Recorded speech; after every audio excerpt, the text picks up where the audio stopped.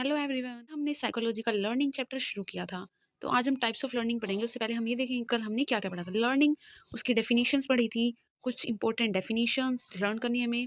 उसके बाद हमने पढ़ा था लॉज ऑफ लर्निंग, 4-5 लॉ थे जो कि थ्रोन डाइक ने दिए थे। लॉ ऑफ रेडीनेस, कि वो रेडी होगा तभी वो लर्न करेगा।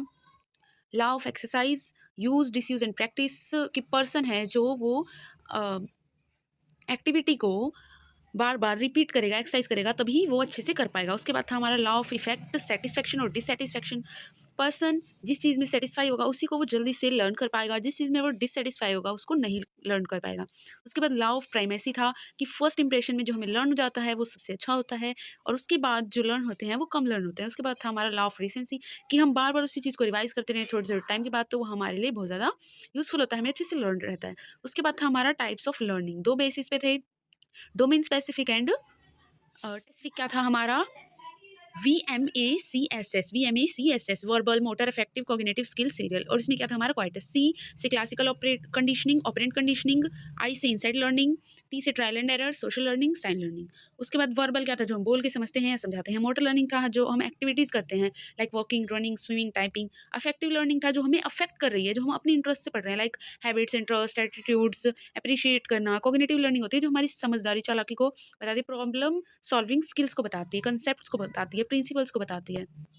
उसके बाद हमारा सीरियल लर्निंग। सीरियल लर्निंग क्या था, हमें कई सारी चीज़ें होती है जो हमें सीरीज में ही लर्न करनी होती है, like alphabets, then words, then sentences, ऐसे। उसके बाद होती है स्किल लर्निंग, किसी भी स्किल में हमें बेटर होने के लिए उसके लिए स्पेसिफिक लर्निंग करनी पड़ती है। ओके, तो आज का टॉपिक है हमारा क्लासिकल कंडीशनिंग। इसका दूसरा नाम है पेवलोवियन कंडीशनिंग। पेवलोवियन कंडीशनिंग किस बेसिस पे रखा गया है, यहाँ पे पेवलोव एक साइंटिस्ट थे, जिसने साइकोलॉजिस्ट थे, वो क्या थे, नोबेल प्राइज विनर। उन्होंने एक एक्सपेरिमेंट किया था इसको प्रूव करने के लिए, तो इसीलिए इसका नाम क्या है, पेवलोवियन कंडीशनिंग। तो पहले हम उसका एक्सपेरिमेंट ही पढ़ लेते हैं, पहले भी हमने पढ़ रखा है ये एक्सपेरिमेंट, ठीक है। तो इसमें क्या होता है कि हम कोई भी देखो, इसकी डेफिनेशन क्या है, इसमें दो चीज़ें हैं। एक तो होता है कंडीशनल्ड स्टिमुलस, एक होता है अनकंडीशनल स्टिमुलस। कंडीशनल स्टिमुलस क्या होता है कि किसी कंडीशन पे वो स्टिमुलस हमारे बॉडी पे एक्ट करेगा, देन रिस्पॉन्स आएगा। अनकंडीशनल क्या होता है, सीधा हम उसको देखेंगे और रिस्पॉन्स आ जाएगा बिना कुछ किए, ठीक है। दो टाइप के क्या होते हैं स्टिमुलस होते हैं, कंडीशनल स्टिमुलस और अनकंडीशनल स्टिमुलस। कंडीशनल स्टिमुलस क्या होगा, किसी कंडीशन पे रिस्पॉन्स देगा। Unconditional without any condition direct response हमको देखने को मिलेगा। जैसे कि एग्जाम्पल दे रखा है यहाँ पे, देखो क्या है। पहले ये एक्सपेरिमेंट पढ़ते हैं, देखो क्या है। जब हम किसी एनिमल, जैसे डॉग ले लो, उसके सामने हम फूड रखेंगे तो क्या होगा, उसके मुंह में अपने आप सलाइवा आ जाएगा। अनकंडीशनल स्टिमुलस क्या हुआ यहाँ पे, food. Food is a stimulus जिसको देख के अनकंडीशनल रिस्पॉन्स आ रहा है हमारा, जो कि है सलाइवा। हमने कुछ किया नहीं, हमने फूड रखा और डायरेक्ट सलाइवा आ गया। उसके बाद एक और एक्सपेरिमेंट करा उन्होंने, क्या किया, उसमें एक बेल बजाई, देन फूड रखा, देन फिर भी देखा गया कि उसके मुंह में क्या आ रहा है, सलाइवा आ रहा है, ठीक है। तो यहाँ पे बेल का तो कोई ज़रूरी नहीं था, तो वो हमारा कंडीशनल स्टिमुलस हो गया। और यही एक्सपेरिमेंट हम बार-बार करते रहेंगे बेल के साथ, तो हमें दिखेगा कि कुछ टाइम बाद हम फूड ना दें, सिर्फ बेल की आवाज़ करें, तभी उस एनिमल के मुँह में सलाइवा आ जाएगा। तो यहाँ पे क्या है, कंडीशनल स्टिमुलस हुआ ना, पहले हमने उसको फूड के साथ रखा था, अब हम बिना फूड के साथ रख रहे हैं। लेकिन एनिमल को क्या लग रहा है कि अब बेल बजी है तो फूड भी आएगा, तो इसीलिए उसके मुँह में पहले से ही सलाइवा आ गया। सलाइवा क्या है यहाँ पे, सलाइवेशन क्या है, कंडीशनल रिस्पॉन्स। जब फूड से सलाइवेशन हो रही थी वो था हमारा अनकंडीशनल रिस्पॉन्स। जब बेल के साथ सलाइवेशन हो रही है तो वो हमारी हो गई कंडीशनल रिस्पॉन्स। एग्जाम्पल दिया है, जो कि है यहाँ पे दिया है कि किसी ने अपने टीथ का ट्रीटमेंट करवाया है, ठीक है, तो उसको बहुत ज़्यादा पेनफुल लगा। उसके बाद तो क्या होगा कि वो कभी भी डेंटिस्ट को दिखेगा दूर से तो उसे वैसे ही डर लगेगा। ऐसे हमारे साथ भी कोई एक्सपीरियंस होता है, हम कोई चीज़ कर लेते हैं, एक बार कोई पानी में गिर गया तो उसको हमेशा पानी का फोबिया हो जाता है कि नहीं, मैं पानी के पास नहीं जाऊँगा, मैं गिर जाऊँगा, ऐसा फ़ियर, उसको कहते हैं हम पेवलोवियन कंडीशनिंग। ओके, समझ आ गया। देन इसके क्या है प्रिंसिपल्स, इसके 4 प्रिंसिपल्स हैं, acquisition, extinction, generalisation and discrimination. ये बस हमें नाम याद करने हैं। उसके बाद एप्लीकेशन, हम किस लिए यूज़ करते हैं क्लासिकल कंडीशनिंग का। डेवलपिंग ऑफ गुड हैबिट्स, किसी भी एनिमल में, मेनली हम एनिमल में यूज़ करते हैं, या कोई ह्यूमन है जिसकी समझने की पावर थोड़ी कम है, उसमें यूज़ करते हैं, ठीक है। डेवलपिंग गुड हैबिट्स को डेवलप करने के लिए, ब्रेकिंग बैड हैबिट्स से उसको दूर करने के लिए, या एलिमिनेशन ऑफ कंडीशनड फियर्स, जैसे फियर मैंने बताया अभी पानी का फियर, उसको दूर करने के लिए हम ये यूज़ करते हैं। ट्रेनिंग ऑफ एनिमल्स, जो हमारे सर्कस वगैरह में एनिमल्स होते हैं, या अदर जगह पे भी जो एनिमल्स होते हैं उनकी ट्रेनिंग के लिए यूज़ करते हैं। Developing attitude and use in psychotherapy, जो ह्यूमंस की एनिमल्स की साइकोथेरेपी होती है उसमें भी हम इसको यूज़ करते हैं। उसके बाद हमारा सेकंड टाइप है ऑपरेंट कंडीशनिंग।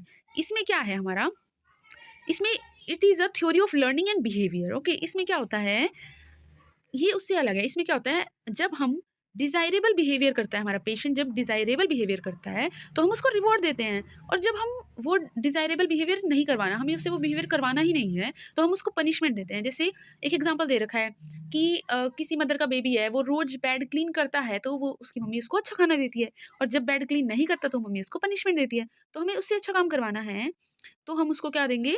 रिवॉर्ड देंगे, और वो काम उससे हमें कम करवाना है, तो हम उसको क्या देंगे? पनिशमेंट देंगे, ठीक है? इसमें हमें किसी भी स्टिमुलस की ज़रूरत नहीं होती, इसमें हमें वर्क करना है। ऑपरेंट से हम याद कर सकते हैं, ऑपरेंट मतलब ऑपरेशन, ऑपरेशन मतलब काम। हम कोई भी काम करेंगे, तो वो काम अगर डिज़ायरेबल होगा, हमें वो काम इंक्रीज़ करना है, तो हम उसको रिवॉर्ड देंगे, और अगर हमें वो काम डिक्रीज़ करवाना है, तो हम उसको पनिशमेंट देंगे। इसमें भी एक स्किनर्स एक्सपेरिमेंट था, इसमें क्या था कि स्किनर्स ने क्या किया था, एक बॉक्स में एक रैट को डाल दिया था, उसमें फूड ट्रे डाल दिया था और लीवर डाल दिया था। तो एनिमल जो था वो फ्री था, किधर भी घूम सकता था उसके अंदर। तो क्या हुआ, जब food was dropped on the tray, pressing of the lever was the response to be learned. तो उसमें उसने क्या सीखा रैट ने, कि मुझे लीवर प्रेस करना है, उसके बाद मुझे फूड मिलेगा। ठीक है, जैसे ऊपर वाले एग्जांपल में था कि वो बेड साफ करेगा तो उसको फूड मिलेगा, यहाँ पे एनिमल के साथ हुआ है कि वो लीवर पे प्रेस करेगा तो उसको फूड मिलेगा। ठीक है, तो लीवर को प्रेस करना क्या हुआ? ओपरेंट का रिस्पॉन्स। ओपरेंट क्या है? जो एक्टिविटी कर रहा है, और जो उसको कंसिक्वेंस में गिफ्ट मिल रहा है, जो उसका फूड है, वो क्या होगा? हमारा रीएनफोर्समेंट। अब है हमारे प्रिंसिपल्स, ऑपरेंट कंडीशनिंग के प्रिंसिपल्स, जो कि क्या है? रीएनफोर्समेंट, एनफोर्समेंट, शेड्यूल, पनिशमेंट देते हैं, shaping, extinction, generalisation and discrimination. अब हम पढ़ेंगे इंसाइट एंड ऑब्जर्वेशन। इंसाइट क्या होती है? When a solution to a problem present itself quickly without any warning. Like हम किसी भी एक्टिविटी है कोई भी, हम उसको बार बार करे जा रहे हैं, करे जा रहे हैं, हिट एंड ट्रायल मेथड कर रहे हैं, मतलब हम उसको कोशिश कर रहे हैं सॉल्व करने की, हमें किसी ने सॉल्यूशन बताया नहीं है, तो हम क्या करते हैं? बिना किसी से सॉल्यूशन पूछे कुछ टाइम बाद हमें बार-बार वही चीज़ करने के बाद हमें अपनी गलती का पता चल जाता है, और हमें इसका सॉल्यूशन पता लग जाता है। तो वो होता है हमारा इनसाइट, जिसको हमने खुद से सोचा है। और ऑब्जर्वेशन तो हमें पता ही है, कोई भी कोई एक्टिविटी कर रहा है, उसको देखना, उसको रिकॉर्ड करना, वो क्या होगा? हमारा ऑब्जर्वेशन। वो बाद में एनालिसिस के लिए यूज़ होता है। उसके बाद ट्रायल एंड एरर थ्योरी, ठीक है? ट्रायल एंड एरर थ्योरी क्या थी? हमारी फर्स्ट साइंटिफिक स्टडी थी, जो कि थॉर्नडाइक ने दी थी। First scientific study of learning is given by Thorndike. Thorndike क्या थे? हमारे फादर ऑफ एजुकेशनल साइकोलॉजी थे, ठीक है? Father of educational psychology. और इसमें हिट एंड एरर मेथड के लिए क्या एक्सपेरिमेंट किया गया था, कि एक वही है, एक बॉक्स में कैट को बंद कर दिया था, उसमें फूड रख दिया था, और लेकिन बीच में एक डोर लगा दिया था। तो कैट को छोड़ दिया था, उसको नहीं पता था वो फूड तक कैसे पहुंचेगी, तो उसने बहुत सारे मेथड ट्राई किए, इधर घूमी उधर घूमी, बहुत तरह से ट्राई किया उसको खोलने का। तो बहुत सारे ट्रायल्स के बाद, बहुत सारे हिट एंड ट्रायल्स के बाद, एंड में जाके अचानक से उसका हाथ लग गया और वो डोर खुल गया और उसको फूड मिल गया। तो उसके बाद उसको वो पता चल गया कि मुझे कैसे टच करना है, फाइनल वे पता चल गया फूड तक पहुँचने का। तो इस तरह से हम ट्रायल एंड एरर मेथड का यूज़ करके लर्निंग सीखते हैं, ठीक है? एंड एरर मेथड हम कब यूज़ करते हैं? ट्रायल एंड एरर मेथड तब यूज़ किया जाता है, ये पॉइंट्स दिए हुए हैं, जैसे कि जब learner is completely motivated to see the goal. जब हमारा लर्नर मोटिवेटेड है, उसको अपना गोल चाहिए, जैसे कोई रैट है, वो भूखा है, उसको खाना चाहिए, तो वो हर तरीका यूज़ करेगा उसको खाने के लिए, तो उसमें हम यूज़ कर सकते हैं। और व्हेन परसेप्शन और learned activity are not sufficient, जब कोई पेशेंट है, जब कोई एनिमल है, वो परसेप्शन नहीं समझ पा रहा है, और या फिर वो हम उसको समझा चुके हैं, लिख के, दिखा के समझा चुके हैं, वर्बली समझा चुके हैं, लेकिन उसको समझ नहीं आ रहा, कॉग्निटिव वो याद ही नहीं कर पा रहा है उसको, तो हम ये मेथड फाइनली यूज़ करते हैं, ठीक है? उसके बाद हम पढ़ेंगे इफेक्टिव वेज टू लर्न, और क्या क्या इफेक्टिव वेज हैं लर्न करने की। फर्स्ट है हमारा massed versus spaced learning. Massed learning क्या होती है? A learning procedure in which practice trials occurs closer together in time, either in a single lengthy session or in a session separated by short intervals. Mass practice is often found to be less effective than distributed practice. Mass learning क्या होती है? कि हम कोई भी चीज़ पढ़ रहे हैं, कोई भी, जैसे कोई भी चैप्टर पढ़ रहे हैं, वो हम एक ही बार में पढ़ दें सारा, वो होता है हमारा मास लर्निंग। और स्पेस लर्निंग क्या होती है? कि हम कुछ पढ़ रहे हैं, एक चैप्टर पढ़ रहे हैं, तो हम एक पेज पढ़ें, फिर 10 मिनट का ब्रेक लें, उसमें हम कोई फिजिकल एक्टिविटी करें, और फिर दूसरे सेशन में दूसरा पेज पढ़ें, देन 10 मिनट का ब्रेक लें, उसमें हम कोई फिजिकल एक्टिविटी करें, उसके बाद रीडिंग करें, तो उसको कहते हैं स्पेस रीडिंग। थोड़ा थोड़ा स्पेस लेके रीडिंग करना। तो जो हमारी मास रीडिंग होती है वो कम इफेक्टिव होती है then space reading. Space reading में हमारा माइंड फ्रेश हो जाता है, फिजिकल एक्टिविटी के बाद दोबारा से हम अच्छे से लर्न कर पाते हैं, ठीक है? एक ही बार में पढ़ते हैं तो हम बोर हो जाते हैं, जो कि होता है हमारा मास लर्निंग में। उसके बाद यही सब लिखा हुआ है दोबारा। उसके बाद आता है हमारा whole learning versus part learning. Same है, होल लर्निंग में क्या होता है? हम पूरा का पूरा वो पार्ट एक ही बार में पढ़ लें। जैसे एग्जांपल दिया हुआ है कि पोएम है, एक पोएम पूरा एक ही बार में याद करने की कोशिश करें, वो होगा हमारा होल लर्निंग। और पार्ट लर्निंग क्या होगा? कि हम एक स्टैंजा पहले पढ़ें, फिर थोड़ी देर बाद एक और स्टैंजा पढ़ें, उसको बोलेंगे हम पार्ट लर्निंग। ओके, तो पार्ट लर्निंग ज़्यादा बेनिफिशियल होगा, क्योंकि उसको वो रिमेंबर कर पाएगा उन चीज़ों को। होल लर्निंग में एक ही बार में सारी चीज़ें दिमाग में नहीं जा पाएंगी। उसके बाद आता है हमारा रिसाइटेशन एंड रीडिंग। रिसाइटेशन क्या होता है? हमने ये वर्ड तो सुना ही है, रिसाइट करना। रिसाइट क्या होता है? डायरेक्ट, मतलब टीचर सेंटर्ड अप्रोच होता है। टीचर क्लास में क्वेश्चन पूछेगा, बच्चे उसका आंसर देंगे, दैट इज़ रिसाइटेशन। इससे बच्चों को याद रहता है, वो अपने कॉग्निटिव स्किल से उसको मेमोरी में से उसका आंसर देते हैं, ठीक है? याद करने के बाद। और रीडिंग क्या होती है, जस्ट लिखा हुआ है हम उसको रीड कर रहे हैं, बार-बार रीड करने के 2 तरीके होते हैं। एक तो जो लिखा हुआ है वो एक्यूरेट हम वर्ड टू वर्ड पढ़ें, और दूसरा तरीका होता है कॉम्प्रिहेंसिव रीडिंग की जो उसकी फाइनल समरी दी हुई है, हम समरी रीड कर लें, वो होती है 2 तरह की रीडिंग, ठीक है? तो रिसाइटेशन ज़्यादा बेनिफिशियल होता है क्योंकि हम उसमें हम याद कर लेते हैं चीज़ों को। देखो ये लिखा हुआ है यहाँ पे, recitation meaning recite to oneself. हम बार-बार हमने कोई चीज़ याद कर ली और हम आँख बंद करके उसी चीज़ को रिवाइज़ करे जा रहे हैं, खुद से बोले जा रहे हैं अपनी मेमोरी से। तो इसमें मेमोराइज़ेशन बढ़ती है और टाइम कम लगता है। तो recitation is better than reading, ठीक है? उसके बाद आता है हमारा serial versus international learning. Serial learning क्या होता है, रिकॉलिंग पैटर्न्स ऑफ फैक्ट और stimuli in order in which they were presented. जिस तरह से बुक में लिखा हुआ है या कॉपी में लिखा हुआ है, कहीं पे भी लिखा हुआ है, सेम उसी तरह से हम उसको लर्न कर ले, वो होता है हमारा सीरियल लर्निंग। इंटरनेशनल लर्निंग क्या होता है, जैसे कि हमने याद तो कर लिया, लेकिन हम टेस्ट में क्या होता है, हम अपने हिसाब से लिख के आते हैं, वो होता है हमारा इंटरनेशनल लर्निंग, ठीक है?